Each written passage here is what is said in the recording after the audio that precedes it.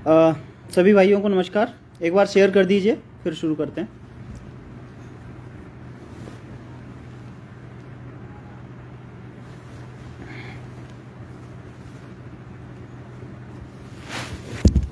अरे क्या चल रहा है।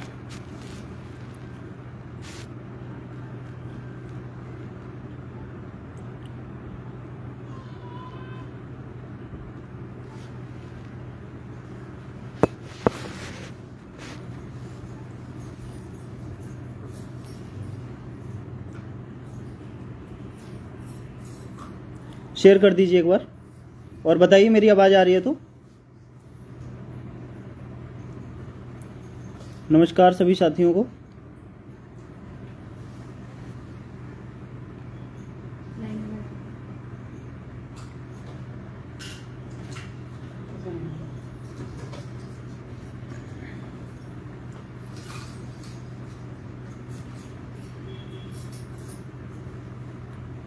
चलिए मैं शुरू करता हूँ, है ना। नमस्कार सभी साथियों को। देखिए, जैसे कि आप देख ही रहे हो, 25 तारीख की जो हमारी सुनवाई है वो बहुत अहम सुनवाई होने जा रही है अभी तक की इस केस में, क्योंकि 25 तारीख के लिए सारी प्लीडिंग्स सभी की तरफ से लगभग कंप्लीट हो चुकी हैं। तो डेट लेकर भागने जैसी प्रक्रिया शायद किसी की तरफ से नहीं होगी। उससे भी ज़्यादा अहम हो जाता है कि 6800 के लिए जो अधिवक्ता कोर्ट में रहेंगे, नियुक्ति के लिए जो आग्रह करेंगे जज साहब से, उनकी तरफ से, मतलब आपकी आयोग टीम की तरफ से सारी की सारी प्लीडिंग्स पूरी की जा चुकी हैं। वो सारी प्लीडिंग्स जो भी बची थी लास्ट बुधवार को पूरी तरीके से कंप्लीट की जा चुकी हैं। देखिए, सभी लोगों को यहाँ पर हम लोगों को ये समझना पड़ेगा कि नियुक्ति से बढ़कर हमारे लिए किसी के लिए भी कुछ नहीं है। चाहे कोई किसी पे आरोप लगाए, प्रत्यारोप करे, कोई किसी का कोई भी जवाब, तमाम तरह की चीज़ें कर सकते हैं। आरोप लगाना बहुत आसान होता है। मैं भी किसी पे कोई भी आरोप लगा सकता हूँ। उसमें हिम्मत होनी चाहिए कि उसको प्रूव कर सके।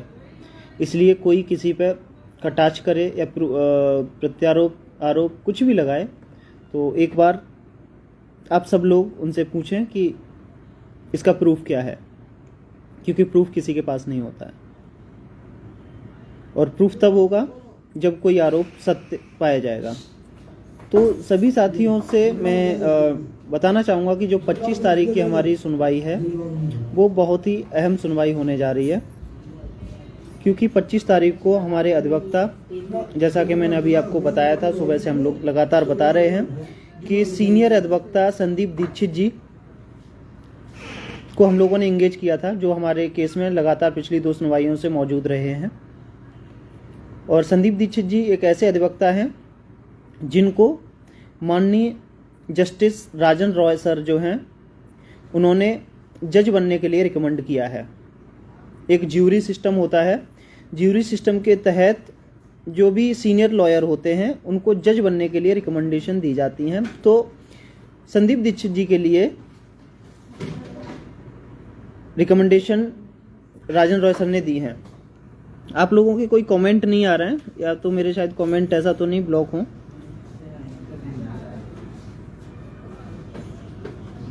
आप कोई भी कमेंट करके बता दें, अगर नहीं आ रहा है तो बता दीजिए।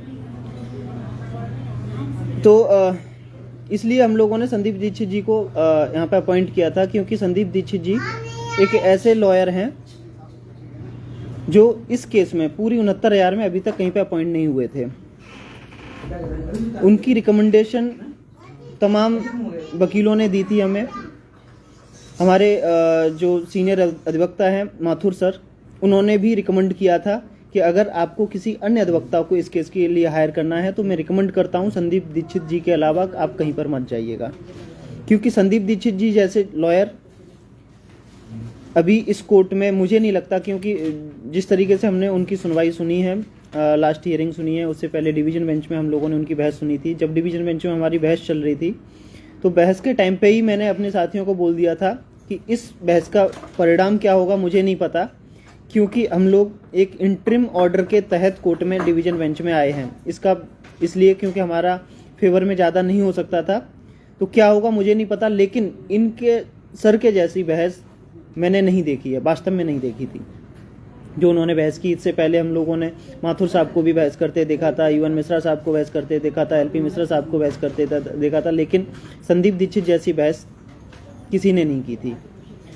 सबसे मज़े की बात यह है इसमें कि संदीप दीक्षित जी एकमात्र ऐसे एडवोकेट हैं जो 6800 के लिए हायर हैं, जो सिर्फ और सिर्फ 6800 की बात कर रहे हैं। अभी पिछले 2-3 दिनों से हमारे जो अचयनित साथी हैं वो उन्होंने उनकी बहस देखी थी, वो कोर्ट में मौजूद थे। तो पिछले 3 दिनों से वो लोग कयास कर रहे हैं कि संदीप दीक्षित जी को वो लोग हायर कर सकें। हालांकि उन्होंने बुलबुल गोड़ियाल को फुल पेड हायर किया हुआ है, लेकिन वो लोग चाहते हैं कि संदीप दीक्षित जी को हायर करें। तो मेरे पास फ़ोन आया था, उन्होंने फाइनल पूछा था कि आप लोगों को क्या है 25 तारीख को, आपने प्लीडिंग्स तो सारी कंप्लीट कर ली हैं, एडवोकेट कौन क्या रहने वाले हैं तो बता दो आप मुझे। तो हमने उनसे टाइम मांगा हुआ है, कल सुबह 9 बजे तक का उन्होंने टाइम दिया हुआ है कि सुबह 9 बजे तक आप हमें हर हालत में फाइनल करके बता दीजिए कि आपकी तरफ से हमें उपस्थित होना है या नहीं होना है। अन्यथा के केस में जो भी अन्य साथी उनको हायर करना चाहते हैं वो उनसे टोकन मनी ले सकें।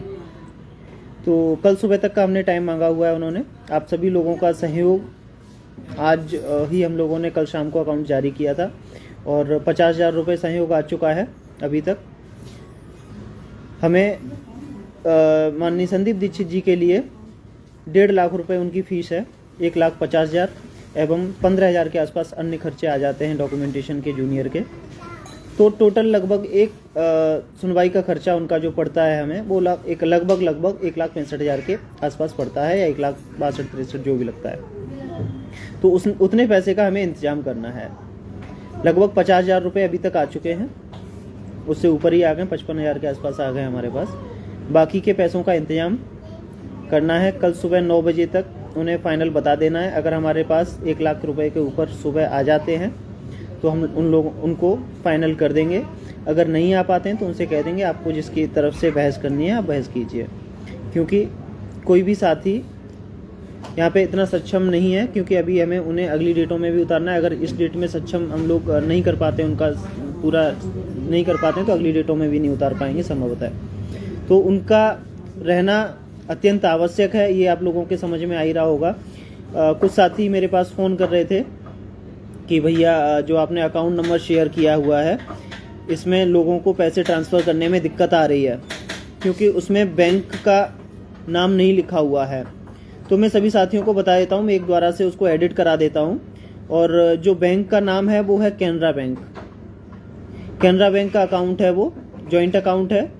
Rahul Maurya ji main account holder हैं, उसके साथ 2 अकाउंट होल्डर और हैं, मनोज प्रजापति जी हैं एंड मैं प्रदीप बघेल। तो 3 लोगों का वो संयुक्त खाता है जिसमें आपको सहयोग करना है कैनरा।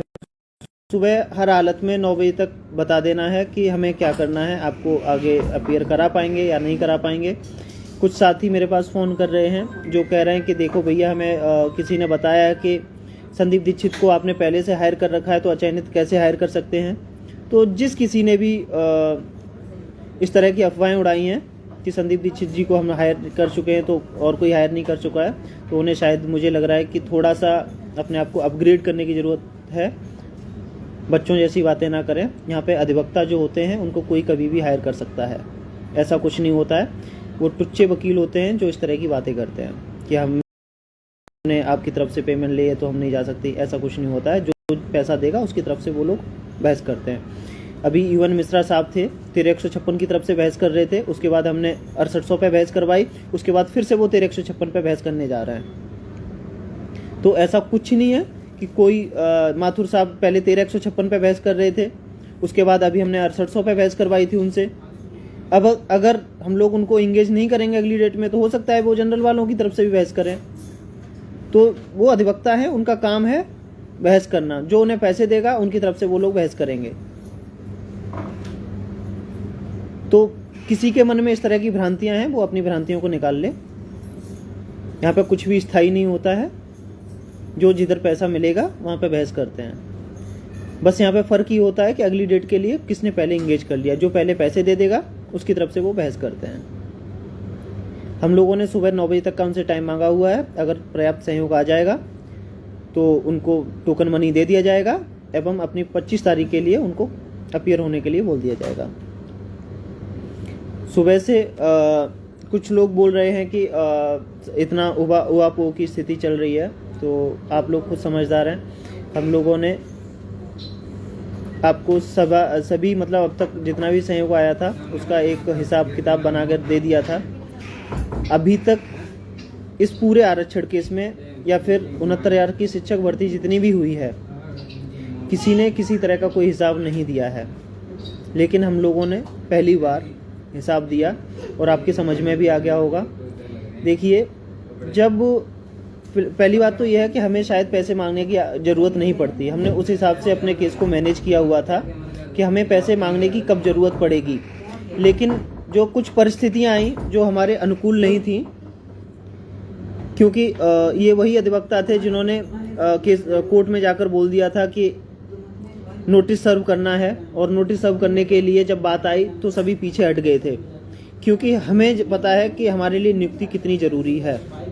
सबसे पहले हमारे लिए है नियुक्ति, उसके बाद बाकी सब चीज़ें। तो हमने एक कदम आगे बढ़ाया और नोटिस के लिए जितना भी पैसा खर्चा होना था वो 2 लाख रुपए खर्चा हुआ, सारा का सारा हमने दिया।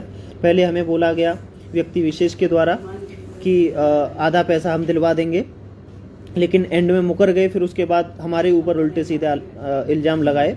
तो आप लोग समझ सकते हैं, आप लोग सब लोग समझदार हैं, एस्टेट पास हैं, अध्यापक बनने जा रहे हैं, सब लोग प्राइमरी के अध्यापक लगभग बन ही गए हैं। तो सब लोगों को पता है कि कौन अग्रसर है नौकरी के लिए। अगर हम लोग अग्रसर नहीं होते तो नोटिस के लिए पैसे नहीं देते। नोटिस के लिए अगर पैसा नहीं दिया जाता तो 1 महीने की डेट लगना तय थी।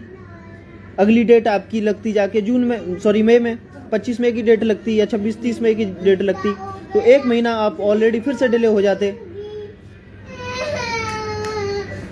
तो आप सब लोगों को इस चीज़ को समझना पड़ेगा कितना इम्पोर्टेंट है हमारे लिए ये 25 की सुनवाई।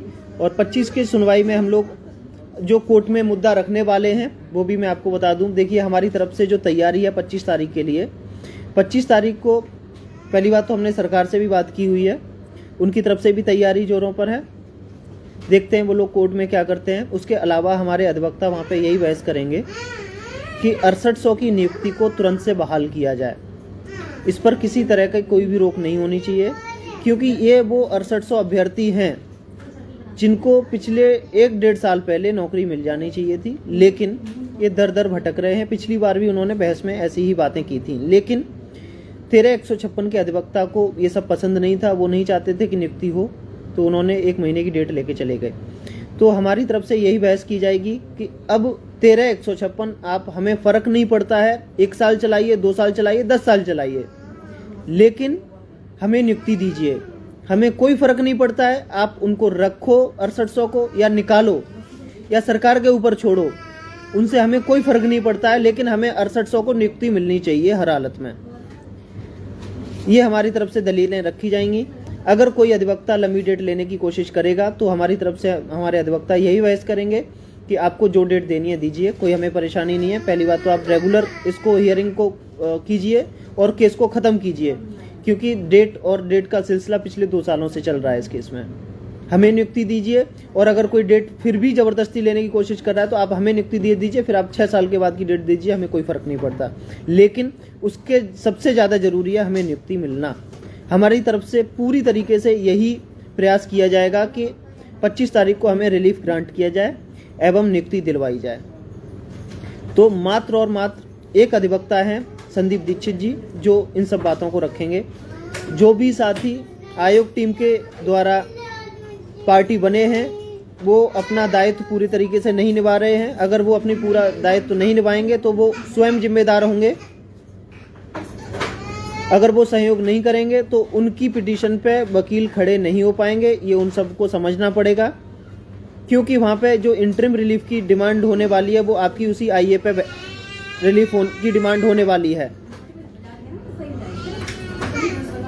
क्योंकि अगर अधिवक्ता नहीं होंगे तो वो इंटरिम रिलीफ की डिमांड नहीं कर पाएंगे। तो ये सभी लोगों को समझना पड़ेगा इंटरिम रिलीफ की डिमांड किस तरीके से की जानी है, या केस अगर इंटरिम रिलीफ की तरफ नहीं जाता है तो इस केस को रेगुलर सुनकर केस को ख़त्म किया जाए, चाहे 2 सुनवाई और लगने, 3 सुनवाई या 1 हफ्ते की सुनवाई और चले, लेकिन इस केस को फाइनल मुकाम तक अभी पहुंचाया जाए, इसी महीने पहुंचाया जाए और जल्दी से जल्दी पहुंचाया जाए। ये हमारी तरफ से बहस रहेगी। अगर इसके इतर हमारी तरफ से कोई बहस नहीं रहेगी। अगर सभी साथी इस चीज़ से संतुष्ट हैं कि ये